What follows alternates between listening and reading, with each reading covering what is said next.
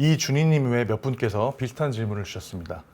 지난번 영상에서 미국과 중국의 패권 경쟁을 이기기 위한 정책에 대해 말씀을 해주셨는데요. 미국이 고금리 정책을 쓰면서 달러 약세 정책을 동시에 쓰는 게 어떻게 가능한 것인지 궁금해하시는 분들이 많은 것 같습니다. 지난번 영상에 이어서 추가적으로 설명을 좀 해주시면 좋을 것 같습니다. 네, 제가 미국과 중국 사이의 패권 경쟁 이야기하면서 미국 쪽에서 거시 경제 정책으로 중국을 압박하기 위해서 쓸 수 있는 정책으로 중국은 자원을 많이 수입해야 됩니다. 원유를 포함해서. 그렇기 때문에 원자재 가격이 올라가게 하는 정책을 쓰면 중국이 그만큼 힘들어 하겠죠. 미국한테 유리하고. 미국은 뭐 심지어 원유까지 작업이 가능한 그런 경제이기 때문에. 근데 이게 이제 그 자원의 가격을 올리려고 그러면 일반적으로 달러와 약세가 그런 효과를 주죠. 달러가 약세가 되면 당연히 이제 유가도 올라가고 뭐 다 올라갑니다. 자원 가격이 다 올라가고 그러면 중국으로서는 상당히 좀 어려워질 수 있지 않겠는가 생각을 할 수도 있는데 이 뭐 그런 관점에서 본다고 한다면 미국이 이제 달러 약세를 만들려고 그러면 금리를 낮춰야 되는 거 아니냐라는 것이죠. 네.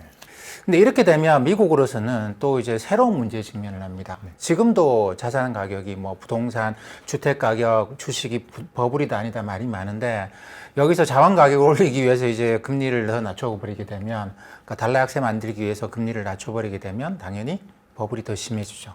그래서 중국을 괴롭히기 전에 미국이 먼저 상당한 괴로움을 당할 수 있습니다. 그렇기 때문에 금리를 낮추지 않으면서 오히려 이제 미국 내 버블을 잡으려고 그러면 금리를 좀 올려야 돼요. 최근에 옐런 재무장관이 계속 반복적으로 하는 얘기가 그거거든요. 우리가 금리가 좀 지금보다 좀 높은 게 좋겠다. 이런 이야기를 계속 합니다. 자, 그러면 금리를 올리는데 어떻게 이게 또 달러화가 약세로 가고 자원가격이 올라가는 일이 서로 상충되는 문제가 있다라고 말씀을 하세요. 그러니까 너무나 당연한 말씀이시고. 근데 뭐 세상의 모든 게 다 이게 다 한쪽 방향으로 갔으면 모든 게 다 미국한테 미국이 달러 약세도 만들고 그다음에 이제 고금리도 하고 그다음에 자원 가격 다 끌어올리고 그렇게 너무나 쉬운 일이면 미중 패권 경쟁이 애초에 발생하지도 않죠. 네.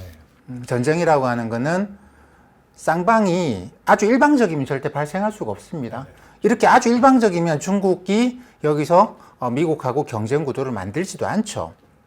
중국 사람들이 이제 손자병법이나 이런 거 보면 얼마나 그 부분에 대해서 정교한데요. 내가 불리할 때 왜 괜히 전쟁을 겁니까? 그건 말이 안 되는 이야기. 그렇기 때문에 모든 상황에서는 이게 완벽하게 클리어하지 않습니다. 분명하지 않고.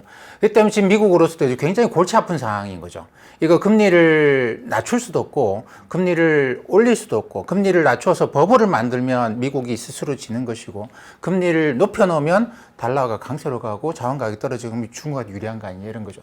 그럼 이거밖에 없느냐? 이 둘밖에 없느냐? 이 중간에서 어느 정도 적절한 선을 만드는 것이 그래서 중국을 100% 괴롭게 하고 미국은 0%, 100% 좋고 이런 정책은 절대 없습니다. 절대 없고 누가 상대적으로 더 유리하고 더 불리하냐 이런 것이 될 건데 그것 때문에 미국으로서는 단기금리는 두고 연방기금리 그대로 두고 이거는 이제 과거의 어떤 데이터로 보게 되면 상관관계로 보게 되면 10년짜리 국채금리가 달러에서 영향을 미치는 효과보다는 이 연방기금리가 달러에 미치는 효과가 아주 커요. 아주 큽니다.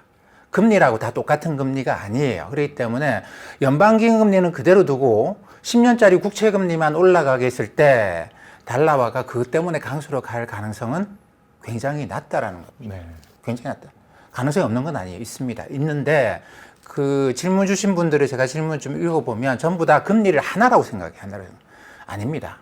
특히 미국의 경우에는 금리가 최소한 2개, 3개, 4개 정도가 있어요. 우리가 회사채 금리 다르게 봐야 되거든요. 이거는 뭐 크레딧에 따라서 뭐 회사가 망하냐 안 망하냐 경제 전반이 침체로 가느냐 호황으로 가느냐에 따라서 회사채 금리가 전반적으로 올라가고 내려가고 하는 거 뭐 연방기금리와 완전히 다르다고 말할 수 없지만 상당히 다르게 움직입니다. 네.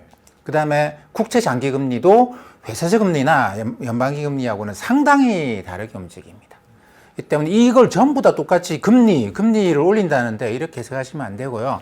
연방기금리는 그대로 둔다. 왜냐하면 지금 고용도 창출해야 되고 아직까지는 뭐 인플레이션 생겨도 좋고 달러 좀 약세로 갔으면 좋겠고 뭐 이런 식의 기대감으로 연방기금리 그대로 두고 장기금리만 올라가게 했을 때 아마도 이제 달러가 그런다고 해서 약세로 갈 건 아니겠죠. 하지만 달러 강세는 최소한 막을 수 있지 않겠는가. 그렇게 보면 미국으로서는 뭐 지금 이제 연방기금리 그대로 두고 있기 때문에 글로벌 금융시장에서 그런 의심 많이 합니다. 미국이 인플레이션을 조장하고 있다라고 하고 그것 때문에 자원의 가격이 달러 약세가 꼭 아니더라도 지금 굳이 팔 필요가 있을까? 인플레이션이 나타날 건데 조장하고 있는데 그러면 내가 좀 생산을 좀 줄여볼까? 안 그래도 지금 뭐 바이러스 돌고 하면서 광산 노동자들 구하기도 어려운데 괜히 내가 갖고 있는 광산 빨리빨리 캐가지고 지금 가격에서 파는 것보다 그냥 좀 생산을 줄여서 천천히 하는 게 광산 입장에서도 유리하다 이렇게 생각을 하는 거죠. 이거는 달러와 약세 전망 때문에 그런 게 아니고 이게 돌아가는 분위기가 전반적으로 인플레이션을 강화시키는 것 같다. 그렇게 되면 달러 약세 아니더라도 인플레이션을 믿고 이렇게 생산량을 조절하는 거죠. 그러면서 전반적으로 이제 가격이 올라가는. 거기다가 배를 구하기도 쉽지 않아요. 요즘 운임이 하도 비싸서 괜히 캐가지고 비싼 운임 내고 하느니 그냥 땅에 그대로 좀 두자. 나중에 가격이 올라가겠지. 이런 것 때문에 원자재 가격이 올라가는 효과가 굉장히 큽니다. 그렇기 때문에 꼭 금리, 달러와 약세 이거 아니더라도 원자재 가격이 올라가는 힘이 있기 때문에 미국으로서는 이건 그대로 두고 그러면 자국 내 버블과 굉장히 밀접한 관련을 갖고 있는 금리가 다 다르다고 말씀드렸죠. 단기 금리는 이 연방기 금리는 달러와 약세, 인플레이션 이런 거하고 굉장히 밀접하게 연관되어 있고요. 10년짜리 국채 금리 이런 거는 미국 내 주택 가격, 미국 내 주가 이런 거하고 굉장히 밀접하게 연관되어 있다고 생각을 하면 요거는 미국 내 버블을 막는 데 쓰고 요거는 이제 인플레이션을 어느 정도 유발하는 데 쓰고 이렇게 할 수 있는 것이죠. 네, 그렇군요. 네, 말씀 잘 들었고요. YB 킹님께서 주신 질문입니다. 미국 장기금리가 올라가면 한국 장기금리도 올려야 하는데 우리는 장기금리만 다이렉트로 못 올리니까 미국 기준금리가 낮게 유지되더라도 단기 기준금리를 끌어올려서 장기금리를 끌어올릴 수밖에 없는 것인지 질문을 주셨습니다. 자, 어떻습니까? 단기 기준금리를 끌어올려서 장기금리를 끌어올릴 수밖에 없는 것인가요? 저는 이제 그런 생각을 하는데 한국에는 금리가 어떻게 보면 좀 하나예요. 사람들이 장기금리 따로 생각하고 뭐 단기금리 따로 생각하고 그렇게 했을 때 그게 도움이 되는 분들은 극소수입니다. 네. 채권 투자를 직접 하시는 분들, 뭐 금융시장에 계시는 분들의 경우에는 도움이 되는데 나머지 일반적인 주식 투자자들 그리고 일상적인 생활을 하시는 분들 같은 경우에는 장기금리는 전혀 의미가 없어요. 전혀 의미가 없고 이 단기금리만 은행 가서 대출 받을 때면 3개월 금리로 연동한다거나 아니면 뭐 길어봤자 보통 1년 정도 하잖아요. 3년 거치로 가더라도 3년 지나고 나면 또 단기금리 연동을 시키는 대출을 받게 되기 때문에 일반 그 가계가 한국의 10년짜리 이런 금리에 대해서 관심을 갖는 일은 극히 작습니다. 네. 연금에 이제 들어간다고 할 때도 그때도 보험사들이 제공하는 금리는 사실 요 금리하고는 좀 많이 다르거든요. 그렇게 본다고 한다면 한국에는 극히 일부의 채권 투자를 하시는 분들 이외에는 이 장기 금리하고 관련된 사람들이 없어요. 네. 이 때문에 이 우리나라는 그냥 한국은행의 기준금리가 가령 전체 금리를 생각할 때 제가 뭐 금융시장에 있는 사람이 아니고 그러니까 우리나라 전체 국민들의 평균적인 국민들이 한 분이 대표적인 소비자 가게 한 명을 잡았을 때 이분이 한국의 10년짜리 국채금리에 대해서 관심을 가져야 된다. 저는 절대 그렇게 생각 안 합니다. 안 가지셔도 됩니다.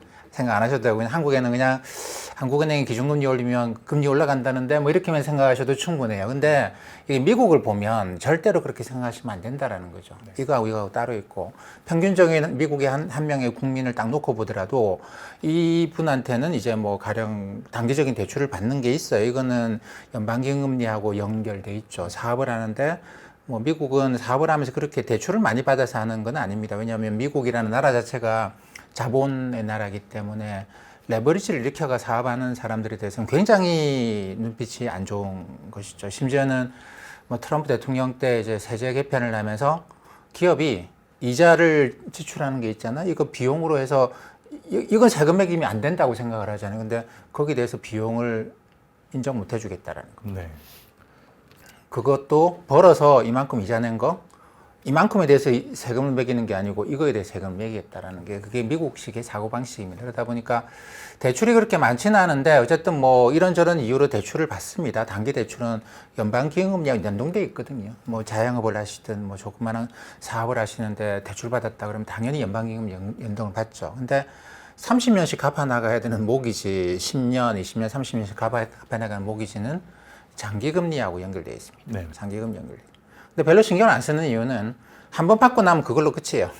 30년 동안 그 금리 내는 거죠. 물론 중간에 뭐 또 다른 일들이 있을 수 있습니다. 그거는 굉장히 작은 일이고. 근데 내가 대출을 받으려고 그러면, 주택 대출을 받으려고 그러면 장기 금리를 봐야 됩니다. 야, 이게 지금 낮은가? 높은가? 내가 지금 받을까? 나중에 받을까? 이런 식으로 장기 금리를 생각할 수밖에 없고요. 네. 일반적인 뭐 1년, 2년, 3년 이런 대출을 받으려고 그러면 연방기금리 이거 올라가나? 계속 유지가 되나? 이런 생각을 해야 되고. 그러니까 이거 따로입니다.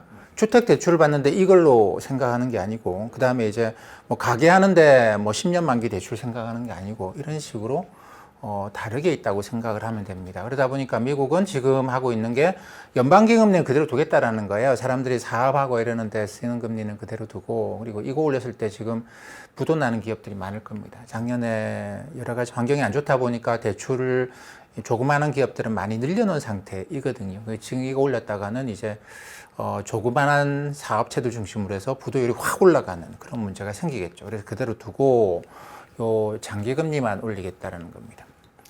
근데 미국 같은 경우에는 이게 뭐 말이 된다고 봐야 되겠죠. 왜냐면 애초에 그렇게 돌아왔던 경제니까. 근데 우리가 이제 그럼 우리는 어떻게 하는 게 좋을까? 미국 그냥 무시하고 우리 혼자서만 갈 수 있는 거는 아니거든요. 글로벌 금융에 우리는 이제 미국 시스템에 깊숙하게 편입되어 있는 그런 방식이다 보니까. 그러면 미국이 연방기금리를 가만히 냅두니까 우리는 한국은행 기준금리 그냥 가만히 냅두면 되느냐? 그거는 아니다라고 한국은행도 생각을 하는 것 같아요. 왜냐하면 미국은 그럴 겁니다. 연방기금리를 쭉 그냥 가다가 제로로 가다가 진짜로 이제는 올려도 되겠다 싶을 때 한 2% 3%까지는 올려도 되겠다 싶을 때 그때 확 올려버릴 겁니다. 네. 확 올려버릴 거예요. 얘네들 1년에 8번 FMC를 하는데 8번 다 올려버릴 수도 있죠. 그래서 1년에 2%포인트를 올려버릴 수도 있습니다. 진짜로 시간 끌고 가다가 마지막에 이렇게 올려버릴 수 있는 것이죠. 이렇게 가야 될 길을 이렇게 가겠다고 작정하고 가는 것 같거든요, 지금. 근데 이때 나타나는 부작용, 요 기간 동안에 법을 어떻게 할 거냐. 요걸 이제 장기금리를 따로 조절해서 이렇게 가도 괜찮도록 만드는 건데, 그럼 우리는 미국 생각하고 우리도 한국은행 기준금리를 이렇게 가다가 이렇게 올릴 수 있느냐. 우리는 그럼 나라가 망하겠죠. 네. 예. 부동산 대출을 전부 다 이 단기금리 연동해서 받고 있기 때문에 미국은 장기금리 연동이니까 뭐 관계없단 말이죠. 한번 대출 받고 나면 10년, 30년 동안 그냥 자기는 그 금리로 고정돼 있어요. 그 시장의 금리가 올라가고 내려가고 전혀 관심을 가질 이유가 없습니다. 뭐 리파이낸싱이라는 거 할 정도로 금리가 많이 떨어지고 나면 관심을 가지긴 하는데 그거 위에는 거의 관심을 가질 필요가 없어요. 근데 우리는 맨날 한국은행 기준금리에 의해서 영향을 받게 돼 있는데 그 주택담보대출 전부 다 그렇지 않습니까? 근데 전부 다라고 하면 안 되겠네. 거의 대부분 다 그랬는데 80%, 거의 90% 가깝더라고요. 근데 이걸 이제 이러다가 갑자기 한 번에 이렇게 끌어올려 버리면 큰일 나겠죠.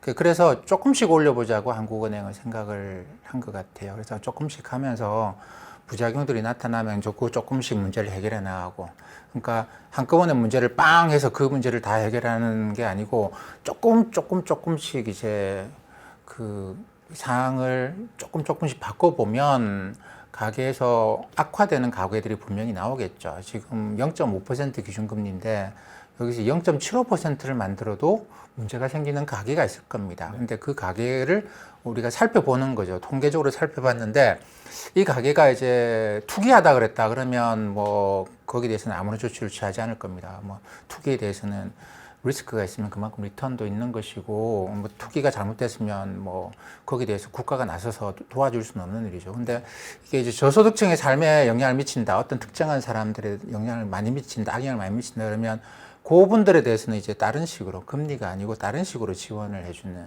뭐 국가 재정으로 지원한다든 이렇게 해서 문제를 조금씩 넘어가 보자라는 그런 겁니다. 그래서 미국이 이렇게 고금리로 갈 때쯤 앞으로 한 2, 3년 둘 건데, 그때쯤 되면 우리도 뭐 그래 올리든가 말든가 이런 식으로 우리 스스로의 어떤 금융 주권, 정책의 주권을 회복할 수 있는 그런 생각을 해본다고 한다면 우리가 지금 조금씩 올리는 게 뭐 1년에 한두 번 정도 올리는 게 적합하다고 생각을 하는 것 같아요. 네, 그렇군요. 네, 말씀 잘 들었고요. 오늘도 좋은 말씀 너무 감사드립니다. 감사합니다.